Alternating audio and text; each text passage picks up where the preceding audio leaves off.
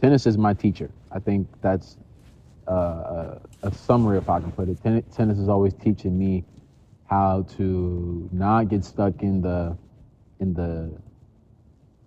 past or the future, but stay present. A little bit about myself. I was born in Monroe, Louisiana. When I was around 2 or 3 years old, I moved to Houston. And starting off, I wasn't playing tennis at first. I started playing football. I was in football, and then started running track. And one day, my mom just decided to take me to a tennis court, and there was this old man running the camp. His name was Charles Boyd, Coach Charles. That's my man. He introduced me to tennis and showed me, developed a love for tennis in the game. And so that whole time I'm homeschooled, though. He did that for the homeschooling community, and so that was pretty nice of him to do.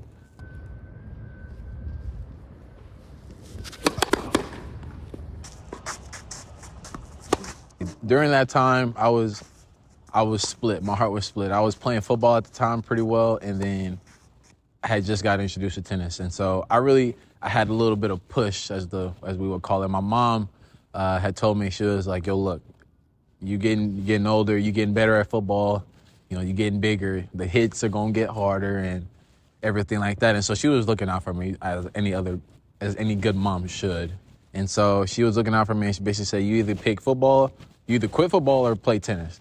And I was like, I'm like, you ain't even giving me a choice for real. So I was like really mentally down, like, bro, I was down bad, but I had to take a thought about it. I was like, okay, well, I don't want to just sit in the house all day. I'm like, I guess I'll go play tennis. And so I developed a love for it after my mom taking me out of football and saying, yo, look, this is the only thing you can really play. You gotta, I want you to stay safe. And so I use that as a, way of her looking out for me. I'm like, okay, I can go do this. Let me go do this. Plus, like you said, there wasn't a lot of black people in the sport. So it's like, okay, I could do something. I could go change, how people view this sport and us as a people. And so I was like, okay, let's just run with this. Yeah, I go. I had a lot of offers. I was fortunate enough to be able to be featured on the website that recruited me. I was able to go put my videos and stuff on the website and have coaches reach out to me instead of me reach out to them. And so it was kind of, I was fortunate enough to have that, and it was easier.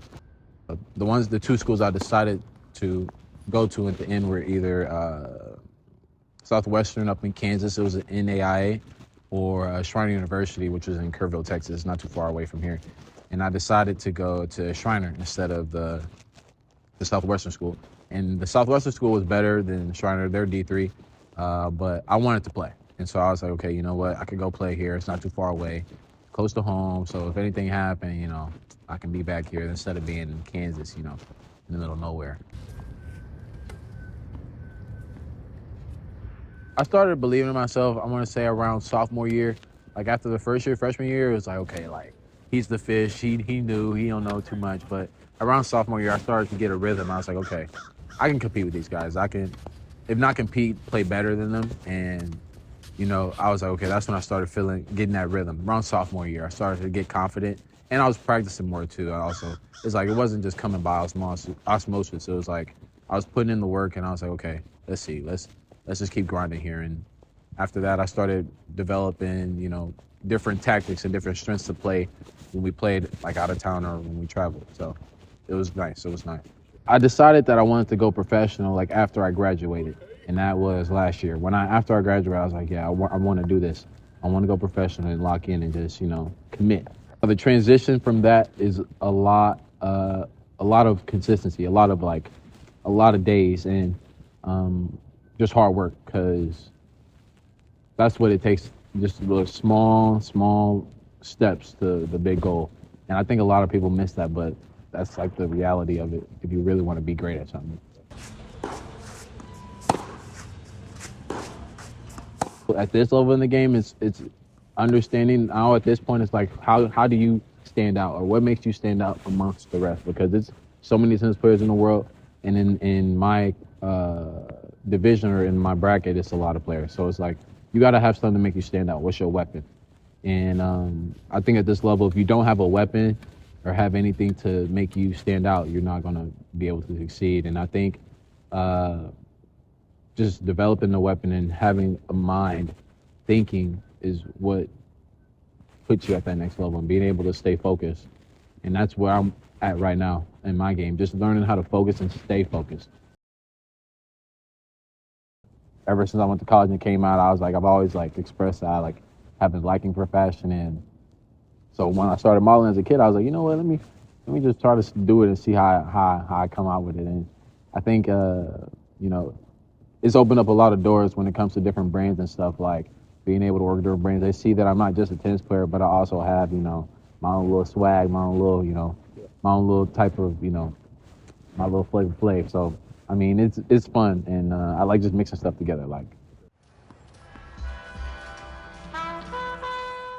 tennis is my teacher. I think that's a summary, if I can put it. Tennis is always teaching me how to not get stuck in the past or the future, but stay present. I think you got to have something that can teach you all the time. That's always going to try to make you a better person, and teach you new things. And I think tennis, I'm always on my toes. I'm always learning something new, and I think that's what drives it. And then being able to share that with my family and just other people, I think I'm a big people person. I think that sport, you can genuinely bring other people together, you know? And like, besides all that, I feel like it's my calling. Like, I think God placed me here and put me here in this like, what's the word, in this setting to, you know, not just be a light, but to bring him glory in it as well. Because, you know, we got a lot of people in the world, and it's like, you got to be that one light. And so I think that's what tennis is for me, just my one light to spread. On the front steps, all getting through. Yeah.